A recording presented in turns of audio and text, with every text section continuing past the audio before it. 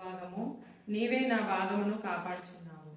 మనోహర స్థలములలో నాకు పాలు ప్రాప్తించెను, శ్రేష్టమైన స్వాస్థ్యము నాకు కలిగెను. దేవుడి వాక్యం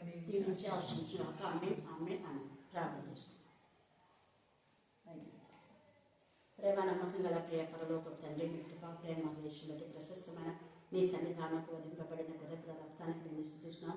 దేవా నా తండ్రి ఆలివర్ వినాయక్ నా తండ్రి మరొక సంవత్సరం నడిపించుండగా ఈ సంవత్సరం ఆ బిడ్డకు మీరే స్వాస్థ్యం, మీరే భాగం, మీరే తల్లిగా తండ్రిగా ఆదరణకర్తగా ఆశ్రయదుర్గంగా, ఒక మంచి స్నేహితుగా, ఒక మంచి గైడ్గా, ఒక మంచి లాయర్గా, న్యాయాధిపతిగా, మధ్యవర్తిగా, నా ప్రభా ఒక మంచి డాక్టర్గా ఉండే ఆలోచనకర్తగా, ముఖ్యంగా దేవా ఏం చేయాలి ఏం చేయకూడదని మీ జ్ఞానంతో మీరు నింపండి ప్రభా. దేవా ఎవరు ఎక్కడ ఎలా మాట్లాడడం మీ జ్ఞానం దయచేయండి. దేవా ఇచ్చినటువంటి శాలరీని నీ చిత్తానుసారంగా ఎలా ఉపయోగించాలో మీ జ్ఞానం వివేకం మీరు దయచేయండి. అన్ని విషయాల్లో మీరు తోడుగా ఉండి ఎక్కడ కొలత లేకుండా మరలా శాలరీ తీసుకునే వరకు నా తల్లి ఆర్థిక సహాయాన్ని మీరు పెంచమని ప్రార్థిస్తున్నాను. దేవా సర్దుబాటు జీవితం మీరు కలుగుతుందని ప్రార్థిస్తున్నాం.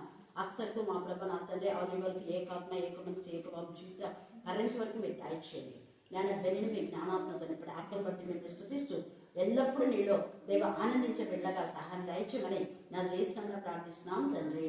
ఆమేన్ amen amen. Happy birthday to you, happy birthday to you, happy birthday to dear Chintana. To you, many greetings to you, many greetings to dear Oliver Inay, many greetings to you. May God bless you dear, may God bless you dear, may God bless you dear Oliver, may God bless you dear. Happy long life to you, happy long life to you, happy long life to dear Oliver, happy long life to you. Many greetings to you, many greetings to you, many greetings to. శ్రేష్టమైన స్వాస్థ్యము నాకు కలిగింది. యెహోవా నా స్వాస్థ్య భాగము, నా పానీయ భాగము, నీవే నా భాగమును కాపాడుచు.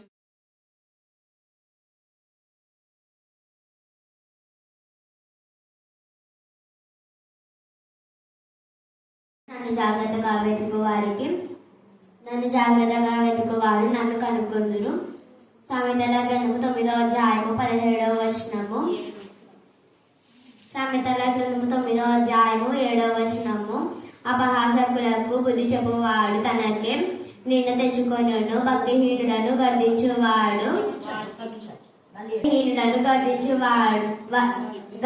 వానికి అవమానమే కలుగును. 2వ వచనం. నాశనకరమైన గుంటలో నుండి, జిగట గల దొంగ ఊపిలో నుండి ఆయన నన్ను పైకెత్తను, నా పాదంలో బండ మీద నిలిపి నా అడుగులు స్థిరపరచను. ఆయనను పరిశుద్ధాత్మ మీ మీదికి వచ్చినప్పుడు మీరు శక్తిని పొందెదరు. మీరు యెరూషలేము సమరయ దేశములను ఎందుటను భూదిగంతములకు వరకు నాకు సాక్షులైదరని వారితో చెప్పాను. 1వ అధ్యాయము 1వ వచనం. ఆది యందు దేవుడు భూమిని ఆకాశాన్ని సృజించెను.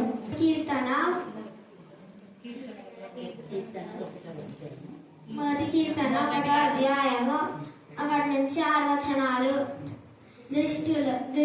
దుష్టుల ఆలోచన చెప్పున నడవక, పాపుల మార్గమున నిలువక, అపహాసకులు కూర్చుండు చోటను కూర్చుండక యెహోవా ధర్మశాస్త్రమునందు ఆనందించుచు దివారాత్రము దానిని ధ్యానించువాడు ధన్యుడు. నీటి కాలువల ఎవరను నాటబడినదై ఆకు వాడక తమ కాలమందు ఫలమిచ్చు చెట్టు వలె నుండును. అతడు చేయునదంతయు సఫలమగును. దుష్టులు అలాగున నుండక గాలి చెదరగొట్టు పొట్టు వలె నుందురు. కాబట్టి న్యాయ విమర్శలో దుష్టులను నీతిమంతుల సభలో పాపులను నిలువరు. నీతిమంతుల మార్గము యెహోవాకు తెలియును, దుష్టుల మార్గము నాశనమునకు నడుపును. అధ్యాయము 6వ వచనము. యేసు నేనే మార్గమును సత్యమును జీవమునై, నా ద్వారా తప్ప ఎవడను తండ్రి యొద్దకు రాడు. గత మంగళవారం కాబట్టి మమ్మల్ని ఎంతగానో కాచి కాపాడ దేవానికి స్తోత్రం. అయ్యా నా తండ్రి గత వారం అంతా మాకు చేసిన మేలు బట్టి స్తోత్రం. మా జీవితంలో అనేకమైన మేలు అద్భుతంలో ఆశ్చర్యకరం జరిగించిన దేవానికి స్తోత్రం. వాటి కన్నా గొప్పగా అయ్యా నా తండ్రి మరి ఆత్మీయంగా ప్రతిరోజు వాడబడడానికి, ప్రతిరోజు నీ సన్నిధి నీ వాక్యం ధర్మంలో ఆశీర్వాదం పొందుకోవడానికి మీరు ఎంతగా నడిపిస్తున్న దేవానికి స్తోత్రం ప్రభా. అవును నా తండ్రి సమయం దొరకక ఎంతో మంది ఉంటారు ప్రభావ. నా తండ్రి నాకైతే సమయం బట్టి స్తోత్రం. ఈ సమయాన్ని మేము ఎంతగానో అయ్యా మనపూర్వకంగా నీ సన్నిధిలో ఆరాధిస్తూ సేవిస్తూ అయ్యా మరి ఇప్పుడు చెప్పే అయ్యా వాక్యం నా తండ్రి మనసారా నా తండ్రి చెవులను మనసారా గ్రహించలేదు మాకు దయచుకొని ప్రార్థన చేస్తాం తండ్రి. మాకు ఇచ్చిన మరి ఆత్మీయాక గారిని బట్టి స్తోత్రం తండ్రి. ఆ బిడ్డకి అయ్యా నీ నా తండ్రి నీ బలం నీ శక్తిని దయచుకొని ప్రార్థన చేస్తాం తండ్రి. నేను అయ్యా నీకు స్తోత్రం తండ్రి. నేను తండ్రి మేము చేసిన తప్పులు పొరపాట్లు ఏమన్నా ఉంటే మమ్మల్ని క్షమించమని ప్రార్థన చేస్తాం తండ్రి. నీ అందు భయం కలిగి లోబడి మేము ఎంతగానో అయ్యా నీతిగా నిజాయితీగా పరిశుద్ధంగా బ్రతకడానికి మాకు సహాయం చేయమని ప్రార్థన చేసుకుంటాను తండ్రి. నేను నామకారణమైన జీవితం మాలోకి తీసి భక్తిహీనత మాలోకి తీసుకుని ప్రార్థన చేస్తాను తండ్రి. అయ్యా నా తండ్రి భక్తి గల జీవితం ప్రతిరోజు ఏ నాటి భక్తి ఆ నాటికి ఆశీర్వాదం తండ్రి కదా. మరి నిన్నటి భక్తి మాకు ఈ రోజుకి కాదు కానీ ఈ రోజు భక్తి ఈ రోజుకి ప్రభా. మేము నా తండ్రి ప్రతిరోజు మేము భక్తిగా ఉంటూ నీతి పరిశుద్ధంగా జీవించే భాగ్యం మాకు దయచేయమని ప్రార్థన చేసుకుని ఈ వాక్యంతో మేము నా తండ్రి మా హృదయాలను పరిశుద్ధపరచుకుంటాము. నీ కృపా సామాన్య గురించి మనం ప్రార్థన చేసుకుని దేవానికి నేను ఇక్కడ చేరిన ప్రతి ఒక్కరిని దీవించండి. ఏ బిడ్డ ఏ అవసరం కోరొచ్చినారో వాళ్ళ అవసరాలు తీర్చమని ప్రార్థన చేస్తున్నాం తండ్రి. నీకు స్తోత్రం. మేము విని వాళ్ళమే కాక నా తండ్రి విని గ్రహించుకొని వాక్యానుసారం నడుచుకొని మమ్మల్ని మేము మళ్ళుచుకొని మరి అనేక మందికి నీ ప్రేమను ప్రచురం చేసిన వాళ్ళను అయ్యా మేము కూడా మరి నీ స్వార్థ ప్రకటించే వాళ్ళగా మమ్మల్ని ఆశీర్వదించి దీవించమని యేసుక్రీస్తునామమున ప్రార్థించడం వేడుకొనుకుంటున్నాం మా తండ్రి. 1-4 వచనాలు చదువుతున్నాను. దేవా నీ శరణుజొచ్చి ఉన్నాను, నన్ను కాపాడుము. నీవే ప్రభుడవు, నీకంటే నాకు క్షేమాధికారమియు లేదని యెహోవాతో నేను మనవి చేయుదును. నేను ఇలాగూ భూమి మీద ఉన్న భక్తులే శ్రేష్ఠులు, వారు నాకు కేవలం ఇష్టలు. యెహోవాను విడిచి వేరొకని అనుసరించు వారికి శ్రమలు విస్తరించును. వారందరూ భక్తి పని అర్పణను నెరవేర్పను, వారి పేర్లు నా పెదవులకు ఎత్తును. ఈ చిన్న వాక్యం దేవుని దీవించి ఆశీర్వదించుగాక. ఆమేన్. భూమి మీద ఉన్న భక్తులే శ్రేష్ఠులు. ఏం చెప్పండి? మళ్ళీ చెప్పాలా? ఎందుకు ఈ మాట ఈ విధానంలో తండ్రి దేవుడు మాట్లాడుతున్నాడు అంటే ఇది దావీదు రాసినటువంటి రసిక కావ్యము అంటున్నాడు. అంటే చాలా వేద వాదన రోదన తన హృదయంలో గూడు కట్టుకున్నప్పుడు ఆ యొక్క విధానంలో ఈ లేఖన భాగాలు రాశాడు. ఈ దావీదు ఎవరు అంటే మనం చూస్తే దావీదు అంటాడు మళ్ళా తండ్రి అయిన దేవునితో మాట్లాడుతాడు. 116 వచనం చదవండి. దావీదు ఎవరు? మనం ఎప్పుడు యెషయా కుమారుడు అంటాం కదా. ఆడ దావీదు ఏం చెప్తున్నారో చూద్దాం. యెహోవా చూడండి ఇక్కడ నేను నిజంగా అబద్ధం కాదు. ఇది ఏంది? అబద్ధం కాదు. దావీదు ఎప్పుడు అబద్ధం ఆడాడు. మనం అబద్ధం ఆడడమే కాకుండా మళ్ళీ దాన్ని కప్పి పెట్టడానికి ఇంకొక 10 అబద్ధాలు, తప్పును సమర్థించుకోవడానికి ఇంకొక అబద్ధాలు మనం నేరారోపణ చేస్తుంటాం. ఇక్కడ దావీదు అంటున్నాడు నిజంగా నేను నీకు సేవకుడు. ఇంకా నీ సేవకుడు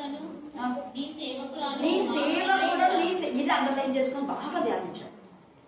ఎందుకు దావీదు సేవకుడు అయిపోయినాడు దేవుడు అంటే దావీదు కంటే ముందు ఎవరు సేవకుడు అయినారు? వాళ్ళ తల్లి. తీరకుంటాం కదా, తల్లిని గురించి రాసినాడు. తల్లి నీ సేవకుడి కుమారులను అనుందా, సేవకురాలి కుమారుడు అనుందా? మళ్ళీ చెప్పాలా? మళ్ళీ చెప్పాలా? నిన్న మొన్న తల్లిదండ్రుల దినోత్సవం అని చాలా మంది అదే మెసేజ్ ఇచ్చాం. ప్రతి తల్లి తన నోటిని కాల్చుకుంటే తన పిల్లలను కాల్చుకుంటారంట. ఏం కాల్చుకోవాలి చెప్పండి? మళ్ళీ చెప్పాలి అని ఎవరు చెప్పినారు అంటే 8 గంటలప్పుడు మీరు 2 రోజులది మెసేజ్ ఎవరినైనా అంటే చెప్తారు.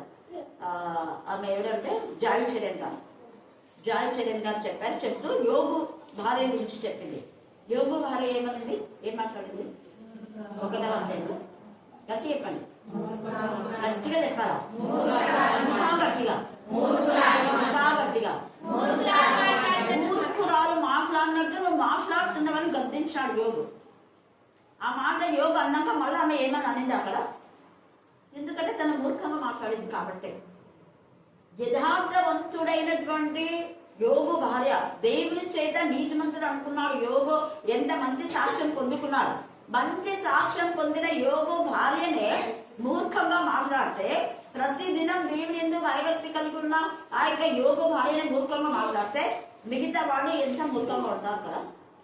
అది మూర్ఖ స్వభావం ఇందాక ఆ పాప ఎంత చక్కగా, అసలు నాకైతే ఎంత వండైంది. నేను అంతసేపు అన్నా నువ్వు చెప్పమ్మా నా పాప ఎందుకు పాప చెప్పమన్నది. పిల్లల వాక్యం కూడా చూడండి, సామెతలు 9వ అధ్యాయం 7వ వచనం. మనకి ఎవరు చెప్పినారు నీకు ఇది నేర్చుకున్నాను? నీకు ప్రేరణ కదా, చదువు. అపహాసకులు ఏం చెప్పకూడదా? దేనితో చాలా సార్లు చెప్పకూడదు, వీళ్ళతో మాట్లాడకూడదు అనుకుంటా. నేను అనుకుంటా దేవా నా నోటిని కాకుండా ప్రభావ వాళ్ళకి చెప్పి వేస్ట్ అనుకుంటా. మళ్ళీ అనుకుంటా చెప్పకపోతే అది తప్పట్లనే రిపీట్ అవుతుంది కదా అని వాళ్ళు బాధ అనిపిస్తుంది. ఎందుకంటే ఎహెజ్కేలు 30 ఉంది కదా, మళ్ళీ గుర్తొస్తుంది. వాడు తప్పు అని చెప్పకపోతే నీ మీద నేరారోపణ చేస్తుంది అంటాడు. మరి మీరు చెప్పితేనేమో మళ్ళా మన పైన విసుగు పడతారు. మళ్ళీ తప్పుని సమర్థించుకొని తప్పును కప్పిపెట్టడానికి మళ్ళీ ఇంకొక తప్పు. ఎందుకంటే అక్కడ అపవాదం జరిగింది. అంతే బిగినింగ్ అదే. అక్కడ స్త్రీని గద్దించినప్పుడు ఆమె నోరు మూసుకుందా, మళ్ళీ ఏమైంది? నువ్వే ఈ సైతానే కదా, నువ్వు గుర్తించిన సైతానే నన్ను మోసగించింది. ఆదాయం ఏమన్నాడు? ఈ స్త్రీనే కదా, నేనేం చేయవద్దునా స్త్రీని.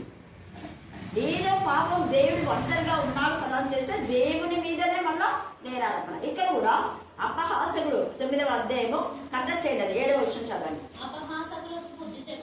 అపహాసకుడు అంటే వాళ్ళు మొత్తంతా అపహాస్యం చేస్తున్నాడు అంటే వాళ్ళ పనులు అపహాస్యం చేసేలాగానే ఉంటాయి.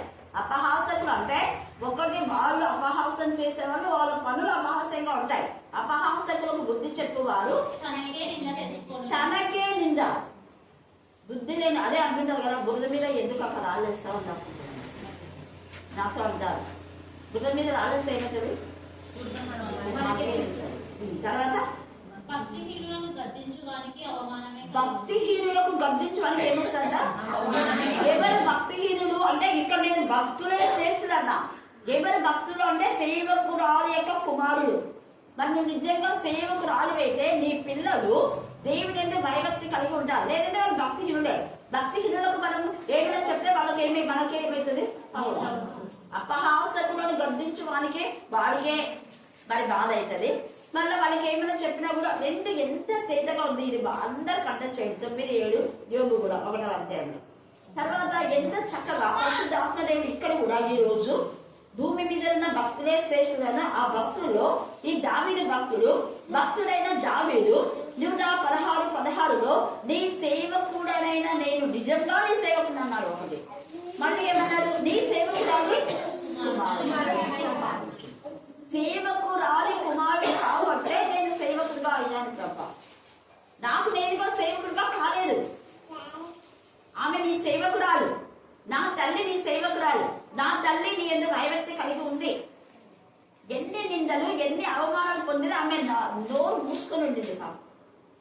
భార్యగా ఆమెను తీసుకుని వెళ్ళి అరణ్యంలో నిండు చూడాలి. నువ్వు ఇలా నిండు చూడాలి, నన్ను తీసుకుపోయి అరణ్యంలో వదులుతావా అనలేదు. ఆమె చెప్పింది నన్ను అక్కడ పెట్టేసి నువ్వు సన్హెద్రి సభలో నీ సభకు తగినటువంటి ఆమెను పెళ్లి చేసుకుని చెప్పినాము. ఎంత న్యాయమైన విధానంలో ఉంది. నిజావేతు ఆమె అన్న స్త్రీ అయినా నిజావేతు చేసుకున్నామని సన్హెద్రిన్ సభలో నుంచి యెషయిని వెలివేశాడు. వెలివేసినప్పుడు ఆమెను తీసుకుపోయి అరణ్యంలో పెట్టాడు. కానీ మళ్ళా బాధపడుతూ మళ్ళా పని చేయడం, ఇంట్లో పని చేయడానికి అని చెప్పి పనికత్తగా తీసుకొచ్చినాం. పనికత్తగా తీసుకొచ్చిన ఆమె ప్రెగ్నెంట్ అయ్యేసరికి మళ్ళా నిద్ర వస్తుందని తీసుకుపోయి అరణ్యంలో ఉంది. ఆమె ఒక్క మాట ఉండేది. అందుకే దావీదు అంటాడు, నేను గర్భంలో ఉన్నప్పుడు అందరి చేత త్రోసివేయబడినా, నా తల్లి గర్భంలో పిండంలో ఇందాక నువ్వు నన్ను చూచావు, కానీ గర్భంలో ఉన్నప్పుడే పాపంలోనే నా తల్లి నన్ను గర్భము ధరించాను. పాపంలోనే 51వ కీర్తన అంట, పాపంలోనే నా తల్లి నన్ను గర్భం ధరించాను అని. మరి ఇక్కడ అంటాడు ఆమె నీ సేవకురాలు, కానీ ఆమెలో ఏ తప్పు లేదు, ఆమె నిర్దోషి. అందుకే నీ సేవకురాలు, ఈ సేవకురాలైన ఈమె అరణ్యంలో ఉన్నప్పటికీ కూడా దేవుని ఎందుకు భయభక్తి కలిగిన విధానంలో కుమారుని పెంచింది, కానీ తండ్రి మీద ఏ ఒక్క మాట నేరారోపణ చేయలేదని. అందుకే దేవుని సేవకురాలు. అరణ్యంలో ఉన్న అన్ని ప్రతికూలమైన పరిస్థితులే నిజావేతుకు. ప్రతికూలమైన ఆ పరిస్థితులలో అనుకూలంగా తన కుమారుని మార్చుకుంది. ఎంత భయంకరమైన పరిస్థితిలో తన కుమారునికి దేవుని గురించి బోధించింది, దేవుని ఎందుకు భయభక్తులు నేర్పించింది, అన్ని ఓర్చుకునేలా చేసింది. అందుకే ఎవరు ఎంత చేసినా కూడా మౌనం వహించాడు దావీదు. తన ఇంత పని చేసిన పనివాడే విరోధంగా మాట్లాడినప్పుడు మౌనంగా ఉన్నాడు. కానీ దేవుడు ఊరుకోలే. అశ్విని మొత్తం దేవుడు ఏదో పాపం కదా అని దగ్గర తీసి నీకు మేలు చేస్తే నువ్వే మళ్ళీ దావీదుకు పైన నేరారోపణ చేస్తానే వాళ్ళ అక్క కొడుకులకి కోపం వచ్చింది, సెరూయా కుమారులకు కోపం వచ్చింది. నేను వాడిని చంపివేదమా అన్నాడు. వద్దు, దేవుడు చూస్తున్నాడు. వాడిని నేను మేలు చేశా, కానీ వాడు నాకు మాత్రం ఏం చేసిన వాడు కీడుతాడు. అందుకే ఇక్కడ భక్తులు అంటే భక్తులైన వాడు ప్రతిదీ దేవుడికి అప్పగించేస్తారు. దేవుడికి ఎప్పుడైనా మనం అప్పగించామో దేవుడు అసలు మౌనంగా ఉన్నాడు. భూమి మీద ఉన్న భక్తులే శ్రేష్ఠులు, వారు నాకు కేవలము ఇష్టలు. ఎందుకు దావీదుకు వాళ్ళు ఇష్టలు అంటే దేవుడికి కూడా వాళ్ళు ఇష్టలు కాబట్టి. ఇష్టలైన మనుషులకు భూమి మీద ఏముంటది? ఎప్పుడు సమాజం లేదు, గొడవలు ఇంట్లో ఉన్నాయంటే వాళ్ళు ఇష్టలు కాదు. ఇంకంతే మనమే తెలుసుకోవాలి. మన ఇళ్లలో గొడవలు, మన ఇళ్లలో మార్పు లేదు, మన ఇళ్లలో రక్షణ లేదు. ఎవరికైనా కూడా మన పిల్లలు కానీ భర్త కానీ అన్నదమ్ములు అప్పచెల్లెలు కంటే మనం దేవునికి ఎలా ఉన్నామో అని ఆత్మపరిశీలన మనం చేసుకోవాలి. అందుకని ఇక్కడ ఈ మాట అంటున్నాడు. తర్వాత పైన కూడా అంటున్నాడు, నీవే ప్రభుడు, నీకంటే నాకు క్షేమాధారం ఏది లేదు. నీవే దేవా నాకు తల్లిగా, తండ్రిగా, ఆదరణకర్తగా, ఆశ్రయుడిగా, నా మంచి స్నేహితుగా, నా మంచి నాయకుడిగా, గైడ్గా, నా మంచి మధ్యవర్తిగా, నాకు వైద్యుడిగా, ఇవన్నీ కీర్తనలో రాసుకుంటాడు దావీదు. అందుకని ఇక్కడ నీకంటే క్షేమాధారం ఏది లేదు, నువ్వే నాకు క్షేమం అన్నాడు. భూమి మీద ఉన్న భక్తులే శ్రేష్ఠుడు అన్నాడు. వాడు నీకు భక్తులు ఇష్టం కాబట్టి నాకు కూడా భక్తులు ఇష్టం. నీకు దుష్టులు ఇష్టం లేదు కాబట్టి వాళ్ళకి నాకు కూడా ఇష్టం ఉండదు. ఇదిగో ఇక్కడనే రాశాడు, యెహోవాను విడిచి వేరొకని అనుసరించు వానికి ఏమైందంట? వేరొకని అంటే నువ్వు ఎక్కడ ఆత్మీయంగా ఆశీర్వదించమన్నావో ఆ ప్రదేశాన్ని విడిచి వేరే ప్రదేశానికి వెళ్తే ఖచ్చితంగా శ్రమలే, 100%. చేసిన మేలు మర్చిపోయి విశ్వాస ఘాతకులు అయితే అంతకంటే ఇంకొక భయంకరమైన పరిస్థితి ఇంకొకటి ఉండదు. అందుకే ఎవరినైనా క్షమిస్తా అంటారు కానీ దేవుడు విశ్వాసఘాతులను క్షమాపణ తెలియదు. ఇక్కడ అదే అన్నాడు, శ్రమను విస్తరించును అంటే ఇంకా మనకి ఎన్ని వస్తాయో చెప్పలేమని. తర్వాత వారు అర్పించే రక్త పానీయంలో నేను అర్పిస్తాను. వారు అర్పించే రక్త పానీయం అంటే నువ్వేం చేసినా కూడా దేవుడు వాళ్ళు నచ్చుతుంది. నువ్వు 10,000 కానుకలు ఇచ్చినా, నువ్వు ఎన్ని మంచి పనులు చేస్తావు నువ్వు అనుకున్నా, ఆ పనులన్నీ కూడా దేవుడికి ఇష్టం ఉంటావు. ఎందుకు? ముందు నీ బ్రతుకు సరిగా లేదు. సరిగా లేని విధానంలో ఇస్కరియోతు యూదా 30 వెండి నాణాలు ఇస్తే అవి అర్పణను అంగీకృతమైన తీసుకుపోన్నారు అందరూ. అవి రక్తం. అందుకే ఇక్కడ వారు అర్పించు రక్త పానీయ అర్పణను నేను అర్పిస్తాను. వారి పేర్లు నా పేర్లను ఎత్తాను, పేర్లను కూడా ఎత్తాను దేవా నేను అన్నాను. ఎంత నిర్ణయం చేసుకున్నాడు చూడండి దావీదు. తర్వాత యెహోవా నా స్వాస్థ్య భాగము, నా పానీయ భాగము నీవే. అంటే దీని అర్థం ఏంటంటే స్వాస్థ్య భాగం, మనకున్న స్వాస్థ్యం అంతటిని బట్టి దేవుడు స్తుతించాలి ప్రతిరోజు. నా పానీయ భాగం అంటే మనం తాగే నీటిని. అందుకనే చాలా మంది నీళ్ళు తాగినా దేవుడు స్తుతిస్తారు, టీ తాగినా దేవుడిస్తాడు, జ్యూస్ తాగినా దేవుడిస్తాడు. నా పానీయ భాగము ఎంత తేటగా మాట్లాడుతున్నాం. మనం అలా ఉన్నాము. మరి నీవే నా భాగము ఏం చేస్తున్నావు? కాపాడుచున్నావు. మనోహర స్థలములలో నాకు కాలు ప్రాప్తించాను. ఇక్కడ అండర్లైన్ చేసుకోండి. ఎప్పుడు దేవుడు దావీదుకు మనోహరమైన స్థలం, ఎక్కడ అరణ్యంలో ఉన్నటువంటి దావీదును పెంట కుప్ప బీట నుంచి పైకి లేవనెత్తి దావీదు సింహాసనం పైన రాజుగా నియమించడానికి కారణం ఏంటంటే దావీదుకున్నటువంటి విధేయత. ఆ విధేయత తల్లి దగ్గర నుంచి వచ్చింది. తల్లి గర్విష్ఠురాలు, చాలా ఎంతమంది అవమానపరిచినా మౌనంగా ఉంది. అసలు తన తప్పేమీ లేకపోయినావు. అక్కడ యెషయా ఇష్టపడినాడు, ఆమె చేసుకున్నాడు, తెచ్చుకున్నాడు. కానీ ఎంతమంది ఎంత బాధాకరంగా మాట్లాడినా కూడా మౌనం వహించింది. దావీదు కూడా మౌనం వహించాడు.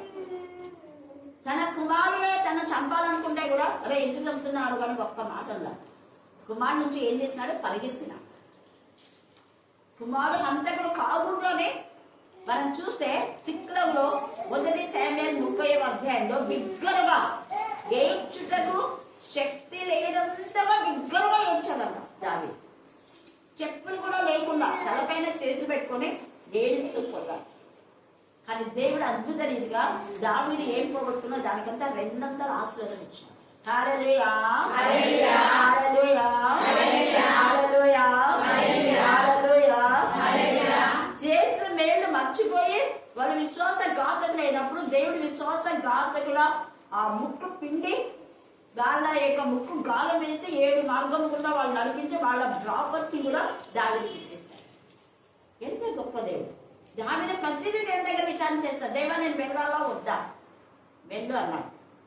వద్దన్న చోట ఎవరికైపోయినా ఒక్క చోట మాత్రమే ప్రవక్త చెప్పినా కూడా వినకుండా, అక్కడ పెద్ద తప్పేం కాదు, జనసంఖ్య లెక్కించాలనుకున్నాడు. అక్కడ ప్రవక్త చెప్తాడు వద్దు అలా చెయ్యొద్దు అంటాడు. చెయ్యొద్దన్నా కూడా లెక్కించినాడు. ఏమైంది? 3 సార్లు శిక్ష వచ్చింది దావీదు. కేవలం జనసంఖ్య లెక్కించినందుకు. లెక్కించొద్దు అని చెప్తున్నాడు ప్రవక్త, చెప్పినా కూడా లెక్కించాడు. అప్పుడు దేవుడు అంటాడు, దేవుని ఇంత మేలు చేసినా కూడా దేవుడు నువ్వు చక్కగా మరి ఆ యొక్క ఇది చేశారు కాబట్టి, తక్కువ అంచనా వేశారు కాబట్టి 3 పెడతాను నీ దగ్గర, కోరుకో. నువ్వు ఆ శత్రుల పైన నీకు అపజయం రావాలన్నా అంటే శత్రులకి విజయం రావాలి అని అక్కడ అంటారు. లేదా ఈ యొక్క ప్రజలను 3 రోజులు ఒక విధమైనటువంటి తెగులు వాళ్ళకు వర్తిస్తుంది. ఆ విధానంలోన కరువు. కానీ 3 చేస్తాడు. 3 చేస్తాయి. కొంత కరువు వేస్తే దేవ క్షమించంటాడు. తర్వాత అంటాడు, తండ్రి ఈ గొర్రెలు ఏం చేశారు? తప్పేసింది నేను కదా, నన్ను నా ఇంటి వాళ్ళని శిక్షించు అంటాడు. అప్పుడు దేవుడు ఆ మొత్తుతున్న దూతను ఇంకా చాలు అని చెప్తాడు. చాలులే అంటాడు. 3 రోజులు తెగులు అల్లాడుతుంటాడు. దావీదు పైన విసిగిపోతారు. ఆ యొక్క మనం 30వ అధ్యాయంలో చూస్తే విసిగి దావీదు రాళ్ళు ఇవ్వాలనుకుంటాం. అంతగా బాధను వాళ్ళు కలుగు చేసుకుంటారు. అందుకని ఈ సమయంలో దేవుడి పిల్లలు ఏదైనా వద్దు అంటే అది మానుకోవడం మంచిది. చేస్తే దాని ద్వారా ఎంత మందికి శిక్షణ, అంతమందికి శిక్షణ. కోరవు అగ్ని వద్దు అన్నా కూడా వెళ్ళాలి. వాళ్ళు ముగ్గురికి 250 మంది సపోర్టు. వాళ్ళు అప్పనే చచ్చిపోయినారు. 250 మంది చచ్చిపోయినందుకు మిగతా వాళ్ళంతా సరిగినారు, గురిగినారు. 14,700 మంది మళ్ళీ చచ్చిపోయినారు. ఇక్కడ ఈ దావీదు అందుకనే ఏమంటున్నా అంటే, నేను నా శాస్త్రభాగం నా పానీభాగం నువ్వే ప్రభువా, నీవే నా భాగంలో కాపాడుచున్నావు. కానీ వాళ్ళు అర్పించేటటువంటి రక్త పానీయ అర్పణ నేను అర్పిస్తాను. నా పెదవులు కూడా నేను చెప్తాను. అంటే తన పెదవులను ఎంత కాచుకున్నాడు చూడండి. పేర్లను కూడా ఎత్తాను అంటే మాట దేవుడికి మహిమకరంగా మాత్రమే ఉంది దావీదు. తర్వాత చదవాలి 6వ వచనం. మనోహర స్థలములలో నాకు కాలు ప్రార్థించను. అంటే ఇంత విధేయతగా దేవుని ఎందుకు భయభక్తి కదా.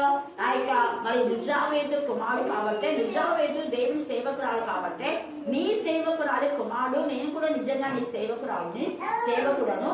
అందుకే నాకు నీవే స్వాస్థ్యము, నీవే పానీయ భాగము, నా భాగము నువ్వే కాపాడుచున్నావు. అందుకే మనోహర స్థలంలో నాకు కాలు ప్రారంభించు. గొర్రెల దొడ్డిలో నుంచి పిలిచి నన్ను రాజుగా చేశాడు. ఎంత తేటగా రాసినాడు కీర్తన. తర్వాత నాకు ఆలోచనకర్త అయిన యెహోవాను స్తుతించెదను. రాత్రి గడియలలో నా అంతరింద్రియం నాకు ఇది అర్థం చేసుకోండి. రాత్రి గడియల్లో అంటే దావీదు ఎప్పుడూ మౌనంగా ఉన్నాడు. రాత్రి మగలు దేవుని ఆరాధిస్తున్నాడు. 3 సార్లు ప్రార్థించాడు, 7 మార్లు స్తుతించాడు. యుద్ధంలో చేస్తూ దేవుని గణపరిచాడు. నేను ఒకరోజు బస్సులో ప్రయాణమై వస్తుంటే ఆ పాప మరియమ్మ ఎలుకలు కూర్చుంది. కర్నూలు నుంచి గూడూరుకు వచ్చే వరకు పాట పాడుతుంది.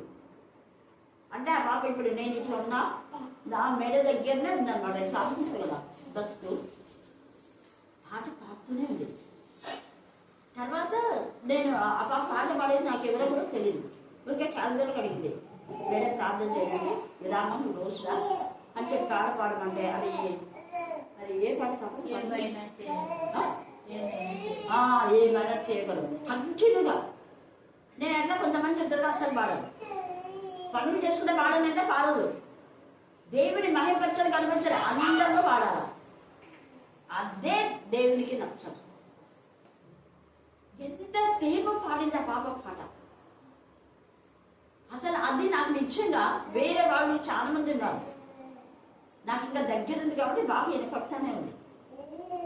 అందుకే దేవుడు తొందరగా బాగా స్వస్థత. హల్లెలూయా హల్లెలూయా హల్లెలూయా. అందరిలో పాడమే పాడగలరు.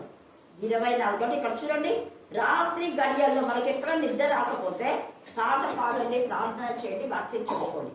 రాత్రి గడియలలో నా అంతరింద్రియం నాకేం చేస్తుందంట, బోధించుచున్నది. అంటే వింటున్నాడు. అంతరింద్రియం ఆ చదివిన వాక్యాలన్నీ గుర్తు చేస్తుంటే మెమరీ. నేను మెడిటేషన్ చేసేంతా రాత్రి నిద్ర వచ్చేవారికి. నిద్ర రాకపోతే 2 గంటలప్పుడు, 12 గంటలప్పుడు, 3 గంటలప్పుడు, ఎప్పుడు పడితే అప్పుడే మళ్ళీ ఒక వాక్యం చదువుకునేది. మళ్ళీ నిద్ర వచ్చుంటారు, దాన్ని ధ్యానించుకుంటే అప్పుడే నిద్ర వస్తుంది. మళ్ళీ మెలకు వస్తేనే ధ్యానించుకున్నా కదా, మళ్ళీ దానికి ఏంటో మళ్ళీ 2 వచ్చి మళ్ళీ ఎత్తుకునే మళ్ళీ పడుకునేది తెలిసేపు. అందుకనే వెంటనే మీరు వాక్యం చెప్పండి. ఎప్పుడెప్పుడంటే ఎక్కడంటే ఎక్కడ ఇలా చూడండి, బోధించుచున్నది. మనకు బోధకుడు ఆయనే. చూడండి, రాత్రి గడియలో నా అంతరింద్రియము నాకు బోధించున్నది. అంటే అంతరింద్రియంలో ఎవరున్నారు? చూడండి, అవి ఎక్కడ చదవండి 10 అంతరింద్రియములలో దేవుడు ఉన్నాడు. అంతరింద్రియంలో కోపం, దేశం, కక్ష, ఈర్ష కలగాదు. దేవా నాయన శుద్ధ హృదయం ఉండేవాళ్ళు ఎప్పుడు పాడతారు, ఎప్పుడు స్థుతిస్తారు, ఎప్పుడు దేవుని కనపరుస్తారు. అంతరంగంలో స్థిరమైన మనసు నూతనంగా పుట్టించుదేవా. నీ సన్నిధిలో నుండి నన్ను త్రోసివేయకు, నీ పరిశుద్ధాత్మను నా ఎద్ద నుండి తీసివేయకు, నీ రక్షణానందం నాకు మరలా పుట్టించు. ఆంతర్యంలో నాకు జ్ఞానం కలుగుచేయు. ఎంత తెలియగా మాట్లాడు. ఆ జ్ఞానం అంటే ఈ దేవుడే, ఈ వాక్యమే జ్ఞానం. జ్ఞానం దానికి 5 స్తంభాలు చెప్పుకొని 9వ అధ్యాయం 8వ అధ్యాయం జ్ఞానం అని నేను అంటాడు యేసయ్య. నేను మొదట ఉన్నాను, భూమి పునాదులు వేయకముందే నేను ఉన్నాను. 8వ అధ్యాయం చదవమంటే ఈ పాప 7 రోజు మనం చదివి ఎన్ని విషయాలు ఉన్నాయి. కానీ 8వ అధ్యాయంలో ఎంత తేలిగా రాస్తాడు. అందుకే బోధిస్తుంది. సదాకాలము యెహోవా యందు నా గురి. మన గురి ఏ విధంగా ఉంది? మనుషుల వైక, దేవుని వైక. చూడండి, సదాకాలం నేను చనిపోయే వరకు నా గురి నీ యందే ప్రభువా. ఎందుకు? ఆయన నా కుడిపార్శ్వమందు ఉన్నాడు కనుక నేనేం కాను, కదల్చబడను. ఆమె కుడిపార్శ్వంలో ఉన్నాడు కాబట్టి ప్రభు ఆత్మ ఆమెను పాడించింది. ప్రభు ఆత్మ మనలో ఉంటే ఎప్పుడు పాడాలనుకుంటాం, ఎప్పుడు అది ఇది గుణకుండా ఎదిరించుకుంటా, అది ఇది ఎదురు పని చేసుకుంటూ ఉంటాం. తిరుగుబాటు అనేది అపవాది యొక్క లక్షణం. అపవాది పడిపోవడానికి కారణం తిరుగుబాటే. ఇక్కడ ఆదాము హవ్వలు పడిపోవడానికి కారణం ఏంటి? వద్దు అని చెప్పింది తిన్నందుకే. అక్కడ పెద్ద పాపం ఏమైనా ఉందా? నీ తినొద్దు అన్నాడు, తిన్నాడు. దానికి ఇంతవరకు ఆ పాపం పట్టింది పాపం. ఇవి తెలిసి కూడా మళ్ళీ మనం ఆజ్ఞను అతిక్రమిస్తూనే ఉంటాం. వద్దంటే వద్దన్న పని చేయడమే. అందుకని ఇక్కడ ఆయన నా కుడి పార్శ్వంలో ఉన్నాడు కనుక నేను కదల్చబడను, అందువలన నా హృదయం ఏంటి? సంతోషించున్నది. కదల్చబడను అంటే ఎంత మంది రాజులు వచ్చినా అందరినీ ఓడించినాం, విజయం వచ్చింది. ఎప్పుడైనా దేవుడికి విధేయత ఉంటే మనకు విజయమే. మనం చేసిన ప్రతి పని సఫలమే. మన ఇంట్లో కూడా ప్రశాంతత ఉన్నది. ఇక్కడ సంతోషిస్తున్నాడు. మళ్ళీ నా ఆత్మ ఏమైతుందంట? హర్షించుతున్నది. అంటే దేవుడిలో మనం ఎప్పుడు సంతోషిస్తామో మన ఆత్మ హర్షిస్తుంది. అప్పుడు ఏమైతుంది? మన శరీరం కూడా సురక్షితంగా నిలిచి ఒకదానికొకటి అనుసంధానం. చూడండి, ఇక్కడ సంతోషిస్తున్నాడు దేవుడిలో హృదయము, ఆత్మ హర్షిస్తున్నది శరీరం. అంటే హృదయము, ఆత్మ, శరీరం. శరీరముకు సురక్షితంగా ఉండాలి అంటే మనం చేయవలసింది దేవునిలో ఆనందించాలి, సంతోషించాలి. దేవునిలో ఎవరు సంతోషిస్తారో, ఎవరు ఆనందిస్తారో వాళ్ళకి శరీరం ఎప్పుడు ఆరోగ్యంగా ఉంటుంది, ఎప్పుడు రోగం ఉండదు. ఎప్పుడు చూడ ఆ రోగం ఈ రోగం ఎందుకు వస్తుంది అంటే మనం దేవుడిలో సరిగా సంతోషించడం లేదేమో, ఆత్మలో హర్షించడం లేదేమో. ఎందుకనగా నీవు నా ఆత్మని పాతాళంలో విడిచిపెట్టావు, నీ పరిశుద్ధిని కుళ్ళు పట్టలేవు. అంటే నేను నన్ను పరిశుద్ధంగా ఉంచినావు దేవా, జీవ మార్గములు నీవు నాకు తెలియజేశావు. నీ సన్నిధిని సంపూర్ణ సంతోషం. అందుకే దేవుని సన్నిధి అంటే ఇష్టం. దేవుని సన్నిధిలోనే నీ కుడి చేతిలో నిత్యం ఏమన్నాయి? సుఖములు. ఇది కండ చేసుకోండి. చాలా విషయాలు ఉన్నాయి, నేను క్లుప్తంగా చెప్పాను. దేవుడు ఈ లేఖన భాగం దీవించి ఆశీర్వదించుగాక. ఆమేన్, ఆమేన్, ఆమేన్. ఈ సమయాన్ని